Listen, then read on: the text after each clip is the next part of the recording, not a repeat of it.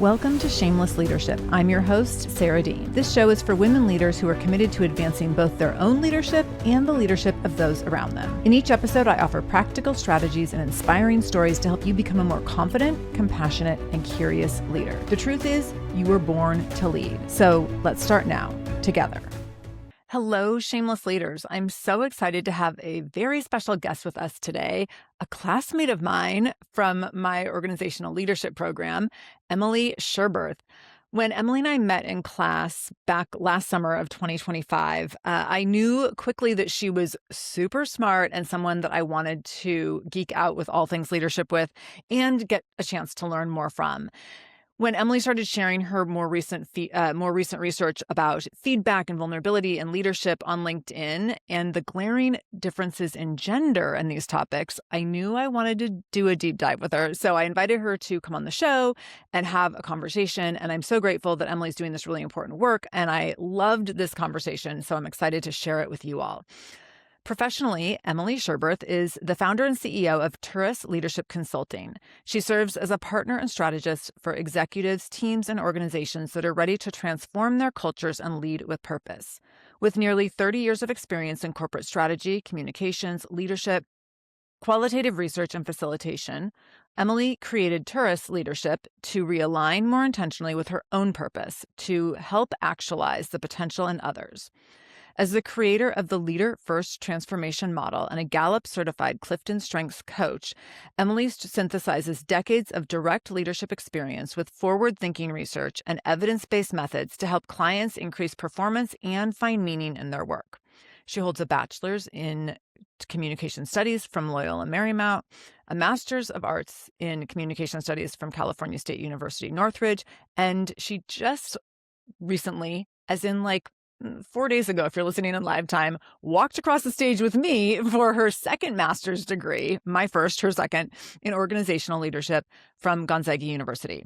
So listen in to hear Emily share how she made a pivot from a 30-year communications career into leadership consulting, how to assess and develop your leadership capacity by identifying connectedness within yourself and within the systems within which you lead, her recent research on vulnerability and the vulnerability of receiving feedback and being challenged by that, the surprising data on leaders wanting to be challenged, the dramatic differences in her data for gender and how to account for these differences in terms of how gender interprets and desires being challenged in different ways in the workplace, her current organizational systems and that are limited, how current organizational systems that are limited in their capacity to provide psychological safety on a systemic level, and the problem with only addressing psychological safety on a team or department level.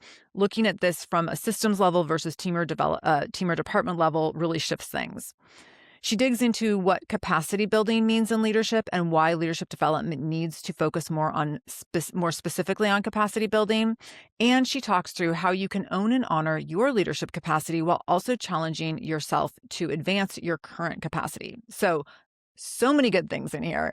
So buckle up, get ready to take a few notes. You're going to be excited. You're going to be inspired. You're probably going to want to go talk to Emily and have her take you through some of her work and maybe even have her do your Clifton Strengths if you haven't done that in a while. So with all that, please join me in welcoming Emily to Shameless Leadership. Emily, welcome to Shameless Leadership. I'm so excited to have you here. Well, thank you so much for having me. I'm super honored to be a guest on your podcast. This is going to be so fun. I'll warn everyone, we already just completely nerded out talking about leadership research. So we're going to try to contain ourselves from getting too geeky, but no promises. So I always like to give context to our audience in terms of how I'm connected to guests. And so Emily and I met in a class at Gonzaga through our organizational leadership master's program. And what I'm excited about this conversation is, I don't know if you remember, but you were quite ill during class. Yes. And at the beginning, so we were doing this 3-day immersion in person on campus.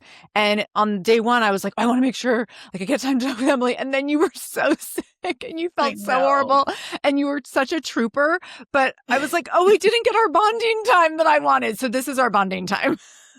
Yes. And the first of many bonding sessions to come, I'm sure. Yes, for sure. For sure. Okay. So you recently, a couple things. You left an organization that you'd been with for quite a while, went out on your own. You're running your own business at this point. So that's new and exciting. And then in conjunction with this, you also are doing this research aligned with the work that we're doing for grad school, but also aligned with the work that you do. And you started talking about this research on LinkedIn and your findings. And I was like, oh, this is fascinating. You and I started having kind of a side conversation in our indirect messages. And I was like, okay, we need to just talk about this on the show. So talk a little bit about the current focus of your work. And if you want to talk about kind of how you got into it, feel free to take us there as well. Yeah, sure. So I am a leadership development consultant. I do organizational consulting, and I'm also a Gallup certified Clifton Strengths coach. So I do executive coaching as well. And I just kind of pivoted from a 30-year career in corporate communications to, work more as a leadership consultant. I realized that I had spent many years advising C-suite executives on a number of different things, from communications, go-to-market strategy, product strategy, just really corporate strategy in general. And then sort of how to deliver messages, how to, talk about the organization, how to create mission, vision, values, things like that. And so it was just really a natural pivot to do more of this concentrated work on leadership development, especially with the degree that we're both about ready to finish at Gonzaga. We both graduate in May, right? So, can't come fast enough. I know. I mean, I've loved every minute of it, and also I can't wait to be done. It's a lot of work. It's a lot of work, Yes. but I'm also like sad. I have mixed feelings about it too. I've really enjoyed the program and meeting so many great people, but yeah, time to get back to earning a living, right? And so the work that I've done, in Turas Leadership, Turas, which means journey in Gaelic, this work is really connected to a lot of the things that we've covered in our program at Gonzaga. A lot of the work from Parker Palmer. We lead who we are, or we teach who we are, which we, learn is that we lead who we are. And so that inner work that we do as leaders really has a tremendous impact, not only on our own leadership, but on all the organizations and the people that we lead. So it's been really interesting to merge those two worlds, the academic world and the professional world, in what I'm doing at Turas. Yeah. And has this master's program inspired the pivot in your career, or have elements of it? Because this is what, I don't know if you had this experience, but I went into getting this master's not totally clear. I was like, I feel like it will create a shift for me. I don't know what the shift is. I'm open to just kind of seeing what unfolds. And I'm curious for you if that was a similar situation for you. Absolutely. And what a beautiful thing that is, right? Yeah. To just be open to the possibilities and wherever it takes you. And so that's absolutely what I've done. And it's been a very transformative experience, life-changing, really. Yeah. And I feel like it's taken me to a place of, doing what I'm really meant to be doing.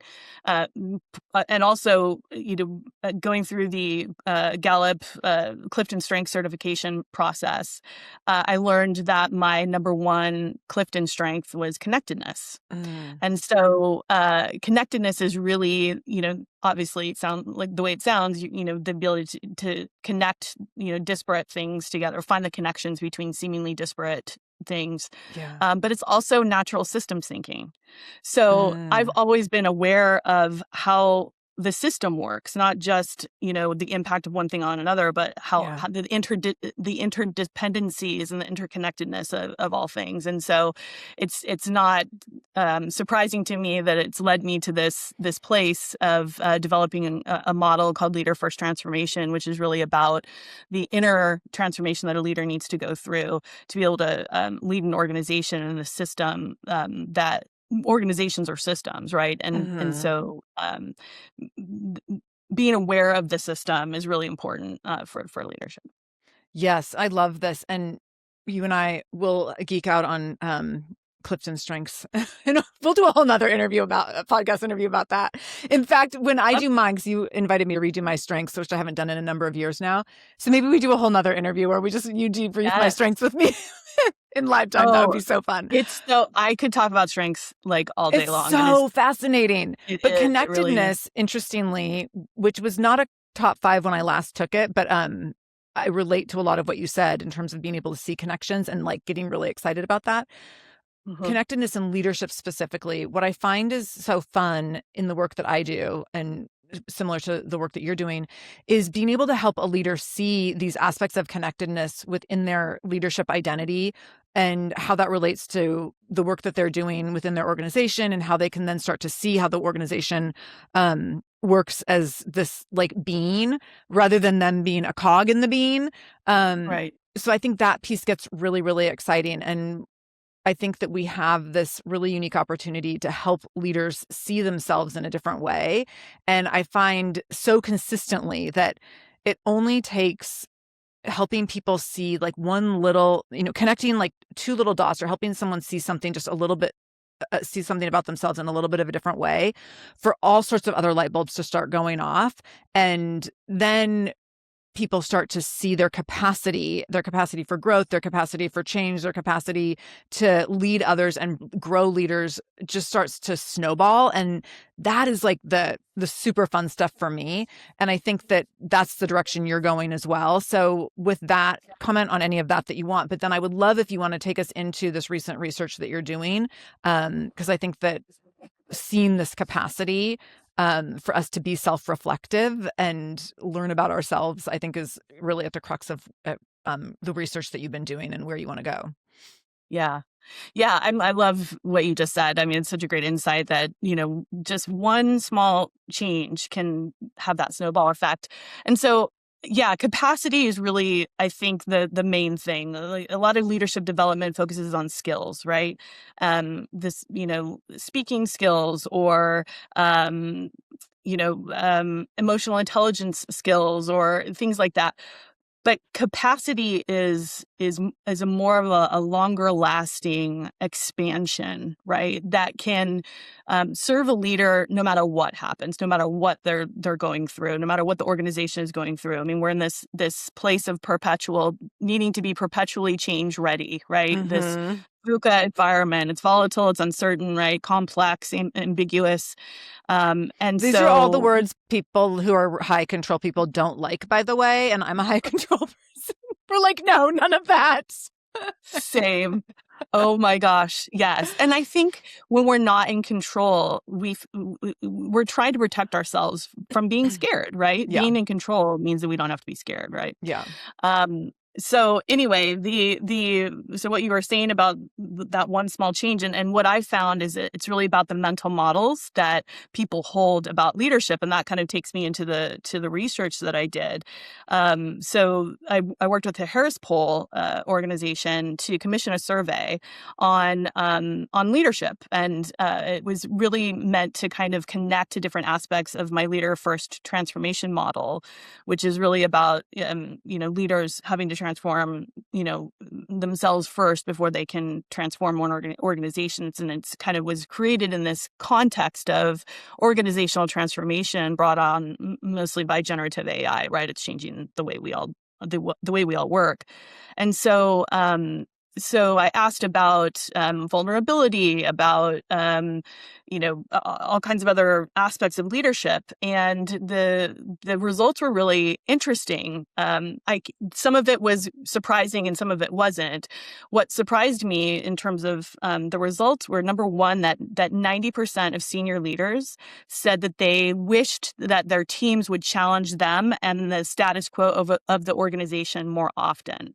So leaders want that feedback. They want to be challenged. They want to encourage dissent. They really want, they recognize that those are valuable. And then on the flip side, though, 63% of senior leaders said that they would ask for feedback more often, but they don't because they're afraid of looking weak. And that the gender differences in male leaders versus female leaders in answering that question was also quite stark. There was a 25-point difference. So 71% of male leaders said that they worry about looking weak when asking for feedback versus only 46% of women. So I think that's really kind of points to some of these really entrenched gendered notions of strength and vulnerability in leadership. I think that the gender component, and this was like when we first started talking about this, you're like, wait till you see the gender part. And so like I saw it and I sat like looking at it, and immediately the wheels started turning like, oh, well, it's because men are socialized in these ways and women are socialized. And like, I started immediately like it connected this, right? Like thinking through all these different things, like why would this data look like this and how this makes so much sense. And then getting mad about why it makes so much sense. But I think this is so interesting, and it points to social, how genders are socialized differently, but it also points to the threat that men feel, I guess, in being challenged, and that maybe like have women just not have had the luxury of being assumed that they're correct all the time. Like I think we've had to be open to like, maybe I'm getting it wrong. Like, will someone tell me? Or Right. we've been trained and within social constructs like imposter syndrome that have constantly told us like, well, you might not be measuring up, or you might not be getting it right, or you're probably not doing as well, or maybe if you tried to do it this way and do it more like men do it. So we've had this self-doubt ingrained in us to the point that we feel like we have to ask, like, Right. what do you all think? Am I getting it? Like, let me know. Yeah. I mean, I've spent 30 years in corporate environments, and I was always trained that I had, if I wanted to make a recommendation, I had to back it up somehow, right? I've been trained to defend my position, defend my points of view. And so you're right, men typically are just, believed at face value, or what they say is just taken at face value. And women feel like we need to explain and defend, right? It also made me kind of sad for men in a way when I read this, because the patriarchy isn't serving them either. Right. If they feel that they have to always have all the answers, which in this day and age is impossible. It's impossible to have all the answers. Right. And in fact, by this leader as hero, kind of the Messiah leadership, there's a lot of different names for it. It's really putting so much more pressure on male leaders, I think, because it's just reinforcing kind of this negative negative structure. When women are female leaders are more likely to engage in what we call distributed leadership, or encouraging distributed leadership, empowering others to step up. And so I wrote about this recently, about the distributed leadership, what we can learn from the Minnesota resistance about distributed leadership. And think about what the resistance in Minnesota accomplished in a short amount of time in such a wide scale. It was because everyone knew the assignment. There was a real clear goal that everyone shared, and that shared and common purpose empowered everyone to be able to act in their own capacity wherever they were, and so that kind of lends itself, like the distributed leadership enables more of a collective wisdom to be tapped into, right? So if you think about in cybersecurity, we talk about, you want to reduce your surface area for cyber threats, right? And so with distributed leadership, it's kind of like a different model. You want to expand your surface area for the organization to be able to sense and respond, to be able to know what's going on and respond. And that's how we create agile organizations, right? That's how we are able to, take advantage of whatever emergent opportunity there is based on the market, based on what's being created within the organization, based on people. And so it's a better model for leadership.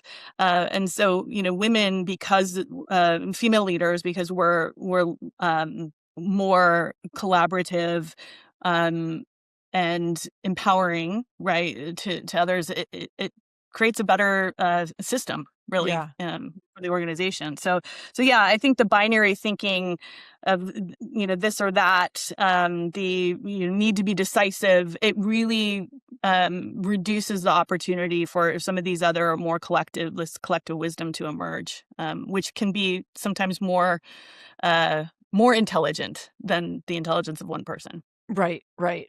And it's interesting when we start to bring in psychological safety into this, um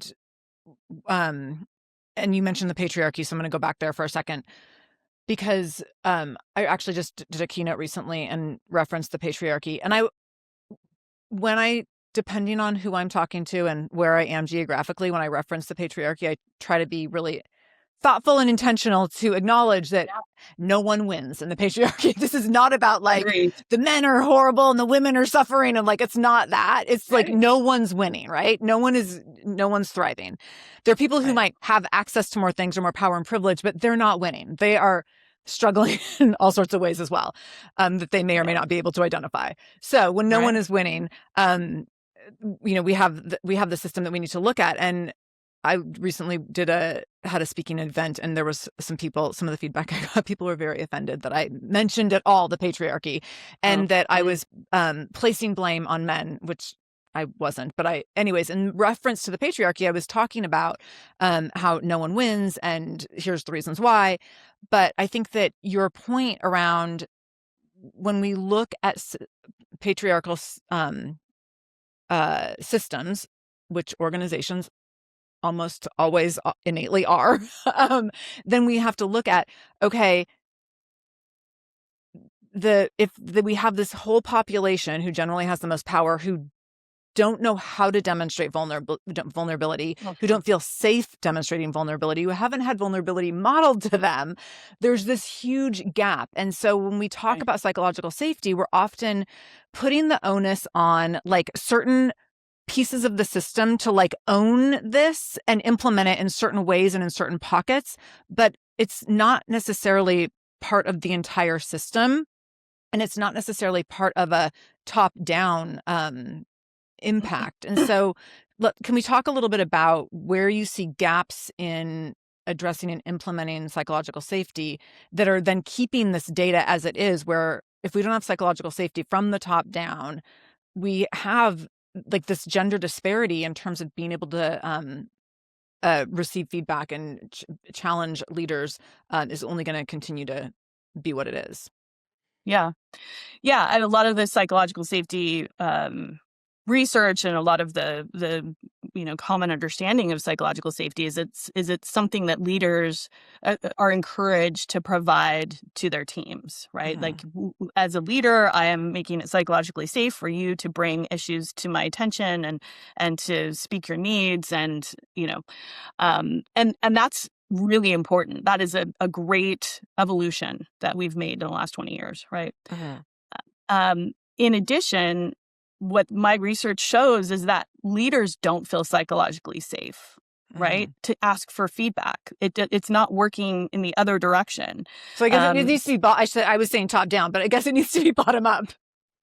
Well, it needs to be instead of it being a top down, bottom up, it needs to be built into the system. Yeah. It needs to be created systemically, right? So that everyone in the organization can benefit from it. Right. And so when you think about who has the most power in organizations, obviously, the leaders have traditionally the most power. And so if they're making these changes and they're modeling the behavior, it has a better chance of taking root in the organization, right? And so that's why my model really starts with the leader having an inner transformation and finding the ability to hold complexity, to navigate ambiguity, to hold the tension of a paradox without collapsing into certainty, without being overly decisive, right? And seeing that there's not just one or the other option, that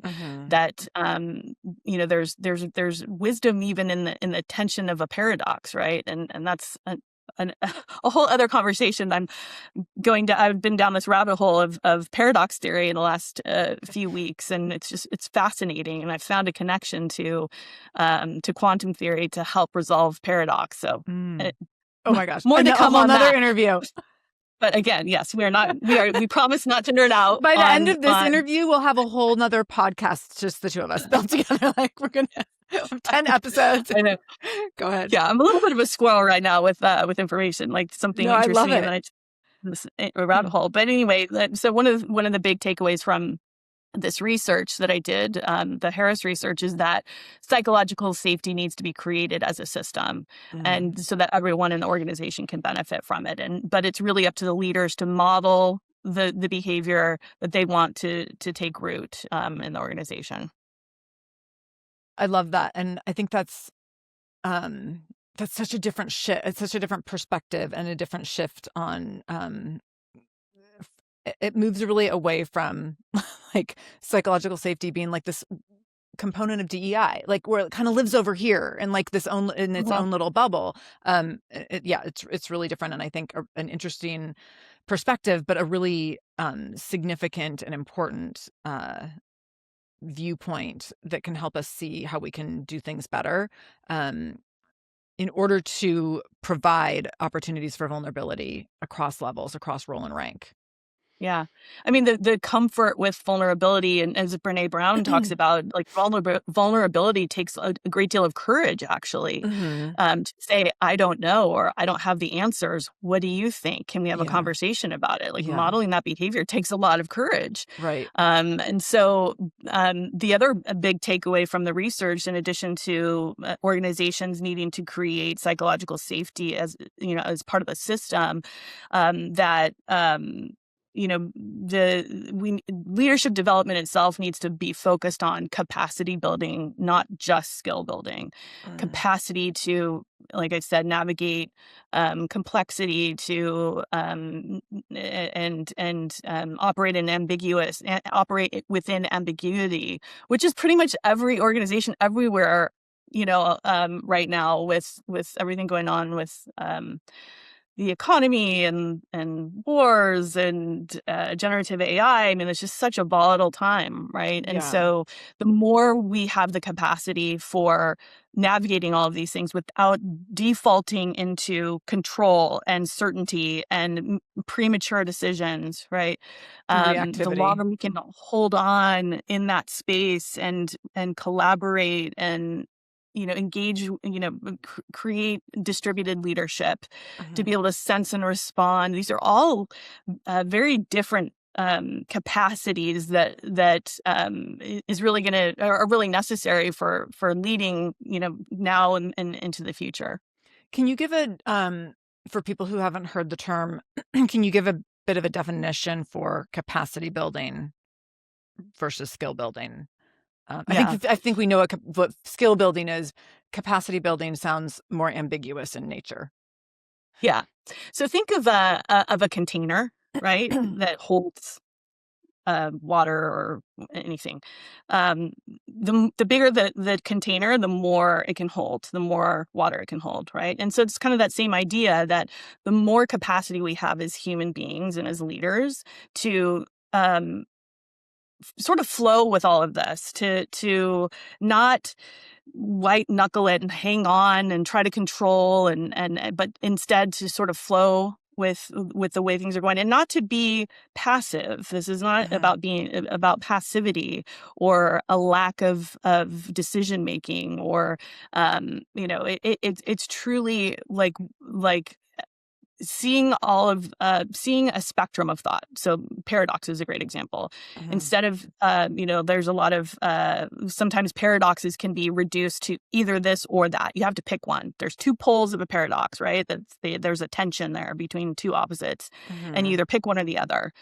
That's wrong. Then the research moved to both and. There's a book, Both and Thinking, right, by two prominent paradox theory scholars, and that's about synthesis, about integrating, about you doing both and then creating something new as a result. And so just that ability to not pick one or the other, to sit in the complexity and not be forced to make a decision either way, or forced to pick one either way, but to make decisions based on nuance, understanding complexity, right? It's that it takes a expansion of capacity to be able to operate in that kind of the kind of environment that we find ourselves in today. Yeah. I want to give an example, and maybe you can help me unpack it a little bit, because I think this is aligned with what you're saying. So for a long time, I very strongly identified as like, I'm a type A person who likes a lot of control, and I'm like highly driven, and I like things a certain way. And I'm not adaptable. I'm not spontaneous, and I don't like things that are unpredictable. And so you can imagine, as a business owner of 23 years, when like the market crashed in 2009, like, I mean, I was literally like on the ground crying, like, what am I going to do? I think I need to go back to school and I went through a whole thing where I thought I was going to be a dental hygienist, which I never did, but I was like, I got to shut down the business.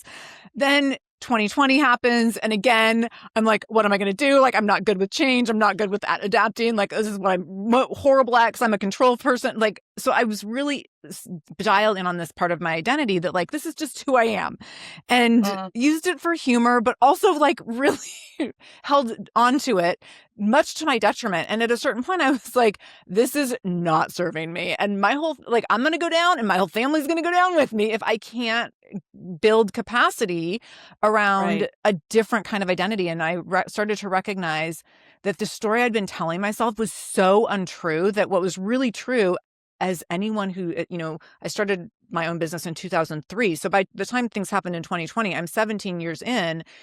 To get that far in running a business, and at that point I had a 7.5-year-old, to get 7.5 years into motherhood, I was so adaptable because I had to be. My circumstances necessitated it every single day. Yet I was clinging to like, I'm just really bad at unpredictable things. And I started to recognize, oh no, I'm super resourceful. I'm super scrappy. I can be nimble. I don't love it. I don't look for it. I don't invite it in, but I've had to be in it so much. And when I started leaning into, oh, I'm a really nimble person. I can be creative. I can figure things out. Like, I'm going to get through this pandemic, and a whole bunch of people I know are not going to, as business owners, are not going to still be standing, and I am still going to be standing.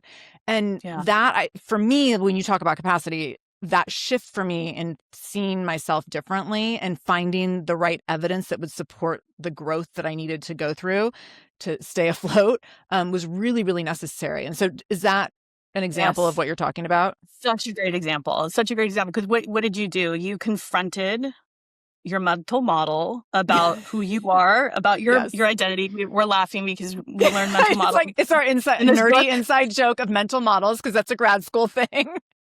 Yeah, it's Peter Senge's The Fifth Discipline, very famous book. You confronted your mental model about who you were, right? We confronted identity, confrontation. We confront our identities, like, maybe I'm not this. Yeah. And that's why coaching, I think, is so valuable. We both are in the coaching business, and helping other people confront their own identities, their own mental models about their own stories that they tell themselves about who they are. Sometimes it takes another person to be like, well, what I see is that, being a mother is an incredibly creative process, right? And you do have to, like, you're resourceful. You have to kind of make it up as you go along sometimes, right? Totally. And you adapt, and you bob and weave, right? And then you also realize that if you didn't confront that identity, that it was going to get even harder for you, right? And harder for any of us going through the pandemic, right? That are okay, we got to learn some new skills here. We've got to expand our capacity. None of us knows what's going to happen. So there was a lot of, like, I think, raising of consciousness just globally about that whole experience, that whole collective experience that we had. I think that's an incredible example of capacity building. And I would invite everyone listening to take yourself on a similar journey of looking at, like, where are you limiting yourself because of a belief system, or because of something that, like, you've thought about yourself, or maybe even heard about yourself from other people, and like you're following the wrong evidence. When I think about, go ahead.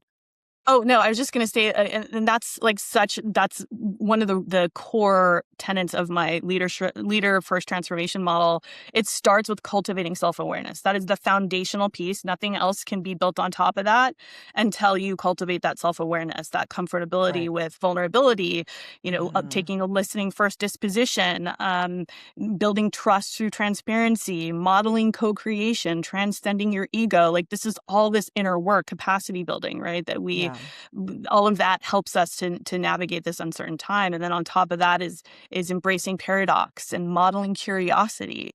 Another part of expanding capacity is like, okay, I'm coming up against this like friction. Instead of judging it, being curious about it. Or we might disagree. Instead of judging, well, you're wrong and I'm right, or I'm wrong and you're right, let's get really curious about why we disagree, right? And then being able to create agility through clarity, encouraging experimentation, being able to test and refine and seeing that system, interdependence, right?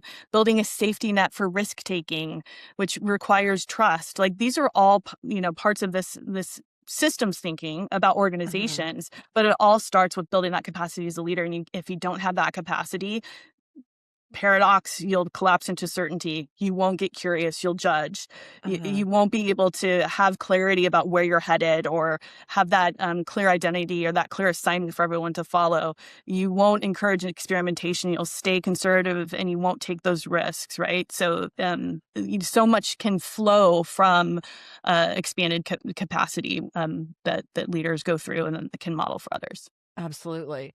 And I think when we start to think about these differences in gender, which I feel like I could talk about all day long, but I'm thinking of capacity, like creating places where men are creating more capacity for vulnerability, and maybe women are creating more capacity for trusting their instincts and being like connected to their instincts, like looking at like, okay, why are these numbers different, and what does that signal in terms of need for capacity in each group, and how do we address that?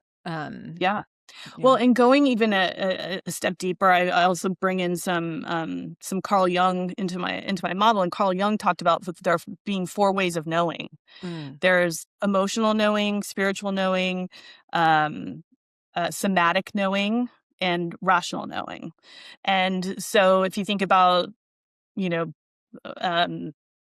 what type of knowing is more kind of prioritized and valued in our society, it's rational knowing. It's the knowing of logic.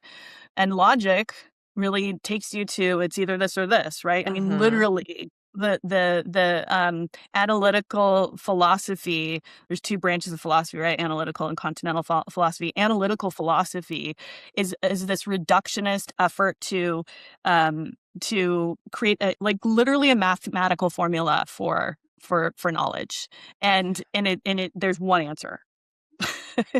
Whereas other types of knowing, like that's where rational knowing takes you, is to one final answer. But other ways of knowing are much more nuanced. Emotional knowing, right? There's a spectrum of emotions. Spiritual knowing, somatic knowing, like your gut instincts, right? And so if we can expand both men and women, expand that capacity for tapping into those 4 different ways of knowing, we will all be better off. Yeah, definitely. Based on your research findings, where do you think organizations would most benefit from shifting focus, or shifting and maybe allocating resources?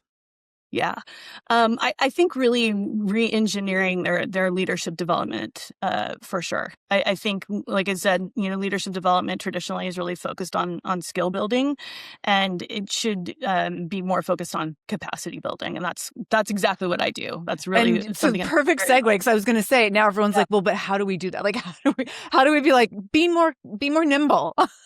And I think the difference, like skill building, there's maybe a more clear, and maybe just because it's more familiar and known, pathway to skill building, and capacity building, developing that seems trickier, more layered, maybe more ambiguous. So talk about how do you do that?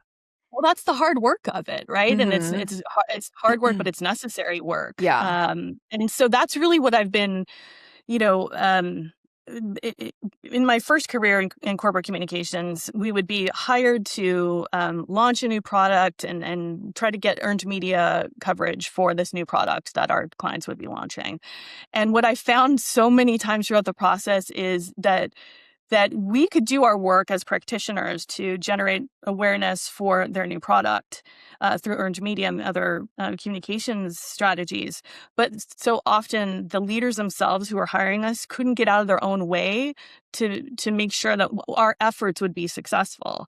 And so it's such a fundamental need that I think every organization has, right? And it starts with the leaders. That's why I've called my model leader first transformation, right?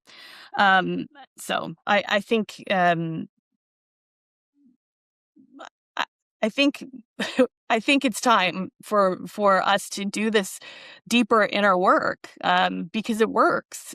That's really what's missing. We keep putting band-aids on it. We keep just throwing a workshop at it, and it's beyond a workshop, right? It also connects to what I've always like my vision for corporate environments. That I truly believe that corporate environments can be places where people can thrive and actualize their potential. It's not just a place to earn a paycheck anymore. I mean, Gen Z talks about one of the biggest differences in Gen Z compared to some of the other older generations is that they really see work primarily as something that gives them meaning and purpose. It's not a paycheck, not just a paycheck, I should say. Right. And so, okay, let's lean into that. How do we give people meaning and purpose? Well, we give them an environment where they can truly thrive and actualize their potential. And the system itself is in service to people actualizing their potential, not only individual potential, but the potential of the organization. And so my mission with my company is to bring about that change, is to change corporate culture like one leader at a time. One leader, you change one leader, you change potentially an entire organization, and then it just kind of snowballs from there. So I think it's time to do this work. Before we wrap up, I want to bring up one thing that you mentioned in your white paper, which is where you unpack all this research, and which I will link to the white paper in the show notes today. But I was reading through this morning, and I think it's on this one of the last pages. I was so excited, jumping out of my chair because I was like, "Oh yes, that." So when we talk about this capacity building, you just made a quick reference to it's more than a workshop, and so one of the things I get asked to do all the time is "Hey, can you do this 45-minute thing?" or an hour thing. And I'm like, "Okay, could I have a half day? Could I have a full day?"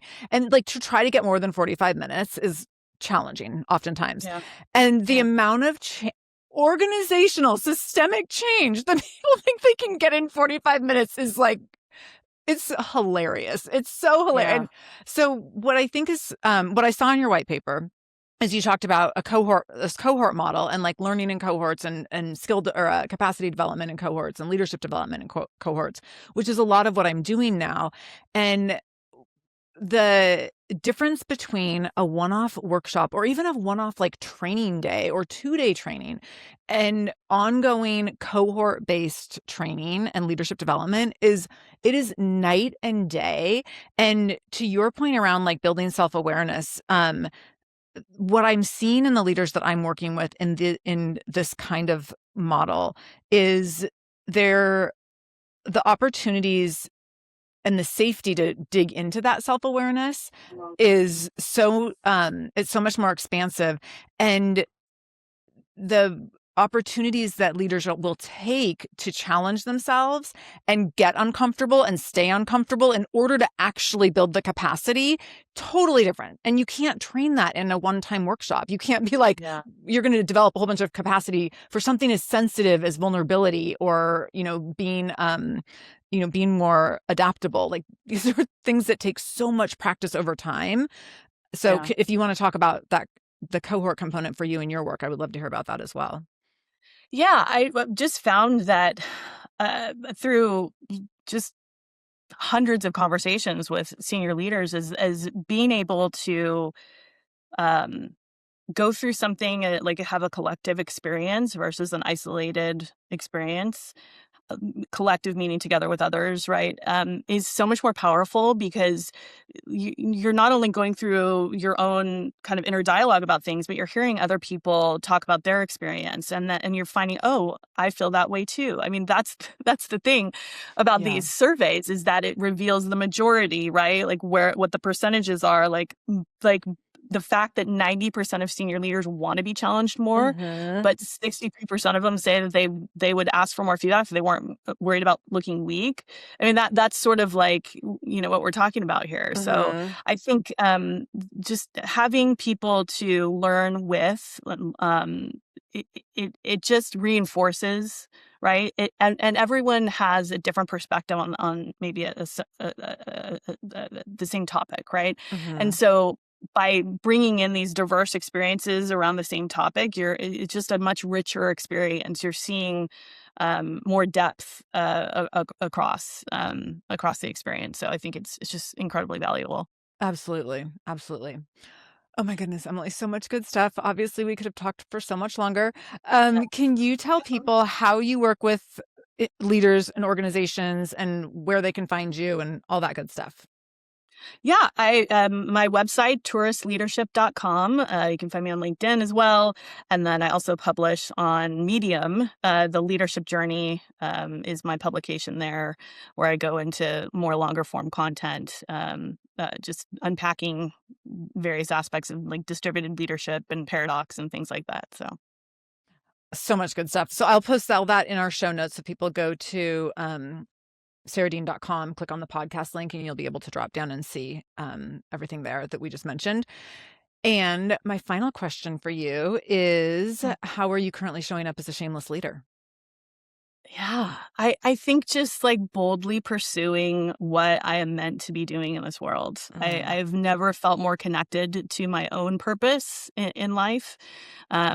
This work is so needed, and so I also appreciate your lens and what you bring to this work, and others that do what we do.